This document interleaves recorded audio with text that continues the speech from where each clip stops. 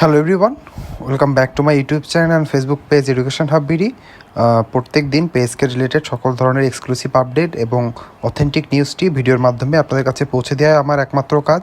তাই বলবো, যারা আমার ইউটিউব চ্যানেলে প্রথম এসেছেন অথবা আমার ইউটিউব চ্যানেলে ভিডিও দেখেন কিন্তু সাবস্ক্রাইব করা হয়নি, তারা সাবস্ক্রাইব বাটনে ক্লিক করবেন। দুইটা ইউটিউব চ্যানেল আসবে, একটা হচ্ছে এডুকেশন হাব বিডি, একটা হচ্ছে পে স্কেল হাব বিডি।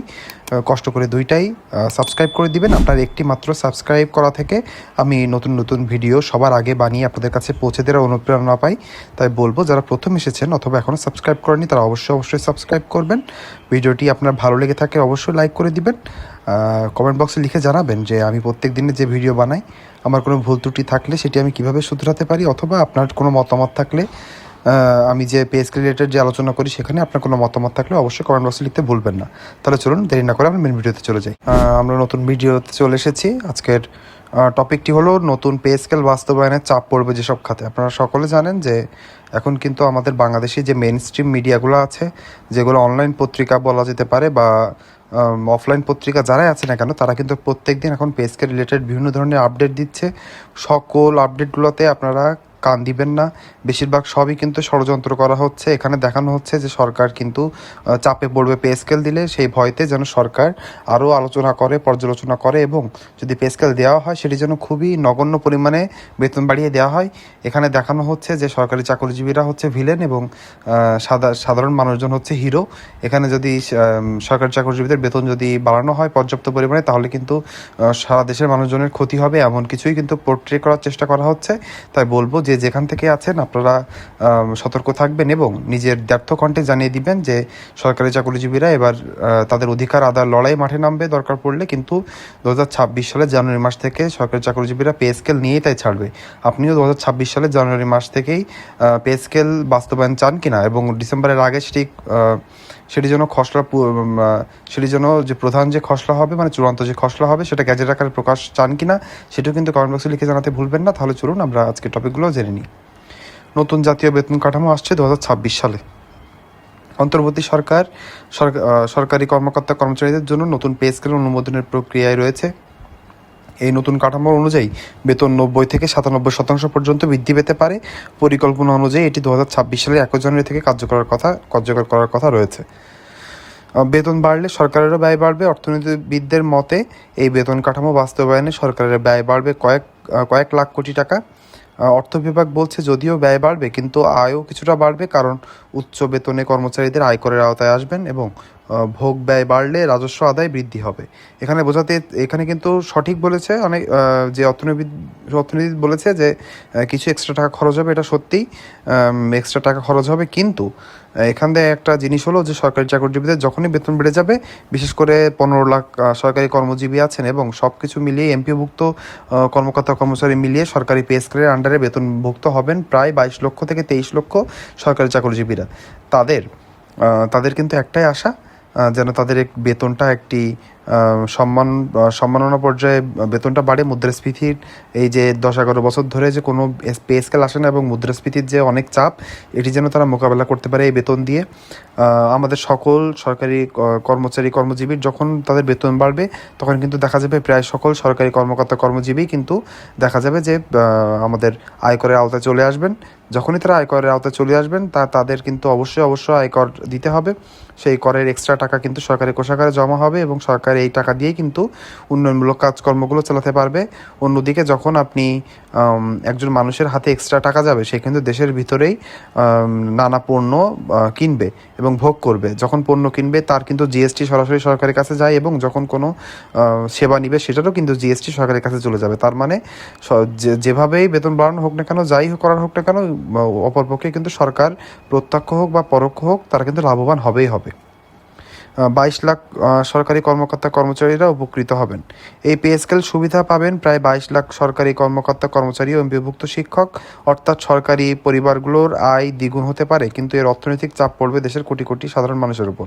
এই দেখেন, এই ন্যারেটিভটি কিন্তু মানুষের সামনে তোলার চেষ্টা হচ্ছে খুব জোরালোভাবে যে 22 লক্ষ মানুষজনদের জন্যে 20 কোটি মানুষজনরা চাপে পড়বে। কিন্তু এটা কিন্তু কোনো দিক থেকে সত্যি না। আমি আপনাদেরকে বোঝালাম যে এর জন্যে কিন্তু সরকারই লাভবান হবে, এবং সরকার যখন এক্সট্রা টাকা পাবে উন্নয়নমূলক কাজ করার জন্য, তারা কিন্তু সকল সাধারণ মানুষজনের রাস্তাঘাট, উন্নয়নমূলক কাজকর্ম, স্কুল কলেজ, এগুলো কিন্তু সরকারের টাকাই তারা নতুন করে তৈরি করে দিতে পারবে। এক লাফে দ্বিগুণ বেতন বৃদ্ধি। অন্তর্বর্তী সরকারের এক সিদ্ধান্ত অনুযায়ী প্রায় 15 লক্ষ সরকারি চাকরিজীবীর বেতন দ্বিগুণ হতে যাচ্ছে। ফলে সরকারি পরিবারগুলোতে আনন্দের আমেজ থাকলেও বিশেষজ্ঞরা সতর্ক করেছেন, কারণ এর সঙ্গে সঙ্গে দ্রব্যমূল্য বেড়ে যেতে পারে, যা হচ্ছে মধ্যবিত্ত ও নিম্নবিত্ত শ্রেণীর জন্য নতুন চাপ তৈরি করবে। ভাতা বাতিল ও বাসা ভাড়া বৃদ্ধি। বেতন বাড়লে অনেক বেতন বহির্ভূত ভাতা বাতিল করা হবে, সরকারি আবাসনের ভাড়া বৃদ্ধি করা হবে।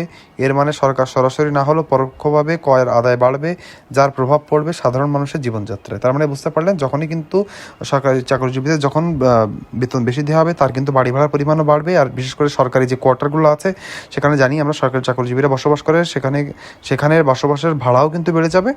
তাই দেখা যাবে যে সরকার কিন্তু এখান থেকে লাভবানই হবে। বেসরকারি খাতের জন্য নেতিবাচক প্রভাব। বাংলাদেশে বর্তমানে প্রায় 6 কোটি মানুষ কর্মসংস্থানে যুক্ত, যাদের অধিকাংশই অনানুষ্ঠানিক বা বেসরকারি খাতে। বেসরকারি চাকরিজীবীদের বেতন দীর্ঘদিন স্থবির থাকায় তারা দ্রব্যমূল্য, বাড়ি ভাড়া ও চিকিৎসা ব্যয়ের চাপে জর্জরিত। সরকারি খাতে এই হঠাৎ বেতন বৃদ্ধি তাদের জন্য অসামান্য হতাশা বাড়বে। আমি বুঝি না কেন এই সরকারি এবং বেসরকারিদের ভিতরে একটি দ্বন্দ্ব লাগানোর চেষ্টা হয়। আমরা সরকারি চাকরিজীবীরা 11 বছর ধরে বেতনের কোনো বৃদ্ধি পায় না। কোন বেসরকারি চাকরিজীবী আপনি খুঁজে বের করে দিতে পারবেন যে তারা 11 বছর ধরে একটা সেম বেতন স্কেলের ভিতরে কাজ করে যাচ্ছেন বা অল্প কিছু বেড়েছেন? বেশিরভাগ বেসরকারি চাকরিজীবীরা একটি বড় পরিমাণে তাদের অর্থের বেতন বৃদ্ধি পেয়েছে। আবার যদি বেতন নাও বৃদ্ধি পেয়ে থাকে, আমরা কিন্তু সরকারি চাকরিজীবীরা কোনোদিনও বলি নাই যে সরকারি চাকরিজীবীদের শুধু বেতন বৃদ্ধি পাক, বেসরকারিদের বেতন বৃদ্ধি করার দরকার নেই। আমরা সকলেই চাই সারা দেশের মানুষজন, যারা বিশেষ করে যারা চাকরিজীবী আছেন, যারা এই চাকরি করে একমাত্র সংসার চালান, আমরা সকলে চাই যে সরকারি চাকরিজীবীদের বেতন বাড়ুক এবং সাথে সাথে সমন্বয় করে বেসরকারি চাকরিজীবীদের বেতন বাড়িয়ে দেওয়া হোক। তাতে আমাদের কিন্তু কারোর কোনো দ্বিধা নেই। আপনারা কমেন্ট বক্সে লিখে জানাতে ভুলবেন না যে আপনারাও চান কিনা যে সরকারি চাকরিজীবীদের সাথে সাথে বেসরকারি যারা চাকরিজীবীরা আছে তাদের বেতন বাড়লেও আপনাদের কোনো সমস্যা আছে কিনা। অর্থনীতির সার্বিক পরিস্থিতি অনুকূলে নয়। এই সিদ্ধান্ত এসেছে এমন এক সময়ে যখন অর্থনীতি মন্দায় চলছে, উন্নয়ন প্রকল্প স্থবির, বিনিয়োগ কমেছে ও ব্যবসা বাণিজ্য ধীরগতি, এবং সাধারণ মানুষ মাস শেষে সংসার চালাতে হিমশিম খাচ্ছে। এই সাধারণ মানুষের ভিতরে কি সরকারি চাকরিজীবী আসে না? এটা আমাদের সবার সরকারি চাকরিজীবীদের অনেক বড় একটি প্রশ্ন, যে সকল দেশের সাধারণ মানুষজন যদি হিমশিম খায় মাস চালাতে, তাহলে সরকারি চাকরিজীবীরা কি তাদের ভিতরে পড়ে না? এমন হিসাব করলে তো এখনো 10 বছর 15 বছর যদি দেশের অবস্থা, অর্থনৈতিক অবস্থা যদি উন্নতির দিকে না যায়, তাহলে কি সরকারি চাকরিজীবীরা সেম বেতনে চাকরি করবে, সেম বেতন স্কেলের ভিতরে থাকবে? এর উত্তর আমরা জানতে চাই যে অর্থনীতিবিদরা আছেন, বিশেষ করে যারা চুলকানি বিশেষজ্ঞ অর্থনীতিবিদ আছে, যাদের চুলকানি বেড়ে যায় যখনই নতুন পে স্কেলের কথা বলা হয়, তখনই তাদের চুলকানি বেড়ে যায়। সে সকল চুলকানো বিশেষজ্ঞ অর্থনীতিবিদদের কাছে আমাদের এটাই প্রশ্ন যে এই দেশের সকল সাধারণ মানুষের ভিতরে সরকারি চাকরিজীবীরা পড়ে কিনা।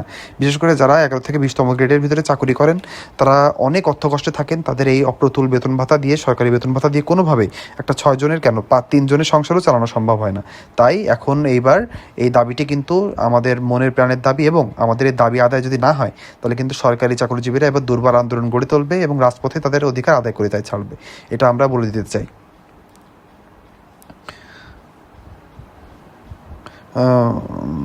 তারপরের টপিকে চলে যাই আমরা। তারপরে হচ্ছে রাজস্ব আয়ের নতুন উৎস। পে কমিশনের তথ্য অনুযায়ী বর্তমানে সর্বনিম্ন বেতন 8,250 টাকা। নতুন বেতন কাঠামোয় তা বেড়ে 16,000 টাকা বেশি হতে পারে। এতে নিম্ন বেতনভোগীরা আয়করের আওতায় আসবেন, যা সরকারের রাজস্ব বৃদ্ধিতে সহায়ক হবে।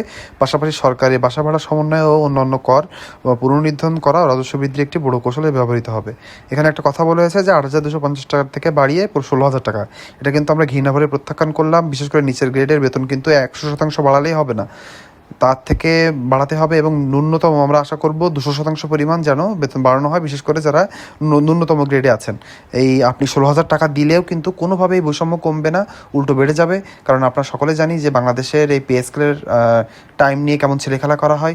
দেখা যাবে যে এই পে স্কেলটা দেওয়ার পরে আবার 10 বছর পরে একটা নতুন পে স্কেল আসবে, তার ভিতরে 16,000 টাকা বেসিকে কীভাবে একটা মানুষ চলতে পারে সেটা আমাদের জানা নেই। এবং যেহেতু পে কমিশনে 6 জনের পে কমিশনে বলা হয়েছে 6 জন পরিবারের সদস্য হিসাব করেই সকল খরচের হিসাব দেওয়া। সেখানে কিন্তু ন্যূনতম 16,000 টাকা কোনোভাবেই বৈষম্য দূর করবে না, উল্টো বৈষম্য বাড়িয়ে দিবে। তাই আমাদের সকলের দাবি ন্যূনতম 30 থেকে 35,000 টাকা যেন সব থেকে ন্যূনতম বেতন হিসাবে শুরু করা হয়। বিশেষজ্ঞদের মতামত। জাতীয় পে কমিশনের সভাপতি জাকির আহমেদ খান বলেছেন, নতুন কাঠামোতে সরকারের উপরে চাপ তৈরি হবে, তবে রাজস্ব আয়ও বাড়বে, যা দীর্ঘমেয়াদী ইতিবাচক প্রভাব ফেলবে। এটাই হচ্ছে আসল কথা। সরকারের একটু খরচ বাড়বে, আমরা জানি সকলের যে বেতন যখন বাড়বে সরকারের কিন্তু খরচও বেশি হবে, কিন্তু সেটার কিন্তু সুফলও আমাদেরকে ভেবে দেখতে হবে। ডক্টর ফাহমিদা খাতুন বলেছেন, মূল্যস্ফীতি নিয়ন্ত্রণে না এনে সরকারি বেতন বাড়ানো সামাজিক বৈষম্য আরও গভীর করবে এবং বেসরকারি খাতকে পিছিয়ে দেবে। আমরা কোনো সময় বারণ করিনি যে মূল্যস্ফীতি বাড়িয়ে রাখতে। আমরা সকলে চাই যে মূল্যস্ফীতি কমুক, তা না হলে যদি মূল্যস্ফীতি বাড়তে থাকে তাহলে কিন্তু আমাদের সরকারি চাকরিজীবীদের বেতন বাড়িয়েও লাভ হবে না। তাই আমরা সকলে চাই যে মুদ্রাস্ফীতি কমে যাক এবং এই 2025 সালের ভিতরেই আমাদের নতুন পে স্কেলের খসড়াটি চূড়ান্তভাবে অনুমোদন হোক এবং গেজেট আকারে প্রকাশ হোক। ডক্টর সালেউদ্দিন আহমেদ অর্থ উপদেষ্টা জানিয়েছেন, নতুন বেতন কাঠামো চলতি অর্থ বছরের সংশোধিত বাজেটে অন্তর্ভুক্ত করা হবে, পরবর্তী সরকার আসা পর্যন্ত অপেক্ষা করা হবে না। এটা কিন্তু অনেক বড় একটা সুখবর। আমাদের অর্থ উপদেষ্টা নিজেই জানিয়ে দিয়েছেন যে চলতি বছরেই কিন্তু যেহেতু আমাদের বাজেট 2025-26 সালের বাজেটটি 2025 সালের জুলাইতে হয়ে গিয়েছে, সেখানে কিন্তু সরকার তখন কিন্তু এই প্ল্যানটা করে নাই যে তারা নতুন পে স্কেল দিবে, পরে প্ল্যানটি করা হয়েছে। এবং যেহেতু অতিরিক্ত অর্থ খরচ হবে, এই জন্যে আমরা জানি যে ডিসেম্বর মাসে আমাদের অর্থ উপদেষ্টা বলেছিলেন যে ডিসেম্বর মাসেই কিন্তু আমাদের যে চলতি বাজেটটি আছে সেটি সংশোধন করা হবে এবং সংশোধিত বাজেটে দেখা যাবে অতিরিক্ত অর্থ বরাদ্দ দেওয়া হবে সরকারি চাকরিজীবীদের এই বেতনের ব্যয় মেটানোর জন্য। সম্ভাব্য প্রভাব ও ভবিষ্যৎ বিশ্লেষণ। নতুন এই পে স্কেলে একদিকে সরকারি কর্মচারীদের আর্থিক স্বস্তি দেবে, অন্যদিকে সাধারণ জনগণের উপর নতুন কর ও ব্যয়ের চাপ বাড়াবে। অর্থনীতিবিদরা আশঙ্কা করছেন এটি দ্রব্যমূল্য, ভাড়া ও সেবা মূল্যের ঊর্ধ্বগতি ঘটাতে পারে, যা মধ্যবিত্ত শ্রেণীর জীবনযাত্রাকে আরও কঠিন করে তুলবে।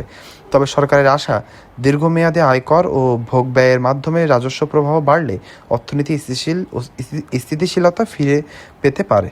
তার মানে বুঝতে পারলেন যে দিন শেষে কিন্তু দেশের সকল সাধারণ মানুষই লাভবান হবে যদি নতুন একটা পে স্কেল আসে। সরকারি চাকরিটা আরও লুক্রেটিভ হবে, মানুষ এখান ছেড়ে বেসরকারি চাকরির দিকে ঝুঁকবে না। আপনি যখন একটু পর্যাপ্ত পরিমাণে পারিশ্রমিক দিবেন, তখন কিন্তু সকল সরকারি কর্মচারীরা তাদের ন্যায় নীতি এবং নিষ্ঠা বজায় রেখে কার্যক্রমগুলো করবে। আজকের এই ভিডিওর সাথে আপনি একমত কিনা আমরা যে নিয়ে আলোচনা করলাম সেটা অবশ্যই লিখে জানাবেন। ভিডিওটি ভালো লাগলে অবশ্যই লাইক করে দিবেন এবং আর একবার বলবো শেষে যে আপনি যদি প্রথম এসে থাকেন অথবা আমার ইউটিউব চ্যানেল সাবস্ক্রাইব না করে থাকেন, অবশ্যই সাবস্ক্রাইব বাটনে ক্লিক করবেন। দুইটা ইউটিউব চ্যানেল আসবে, দুইটাই সাবস্ক্রাইব করে দিবেন। দুইটাই আমার ইউটিউব চ্যানেল এবং আমি পে স্কেল রিলেটেড ভিডিও কিন্তু দুইটাই ভাগ করে দিয়ে থাকি। ভিডিওটি শেষ পর্যন্ত দেখার জন্য সকলকে ধন্যবাদ।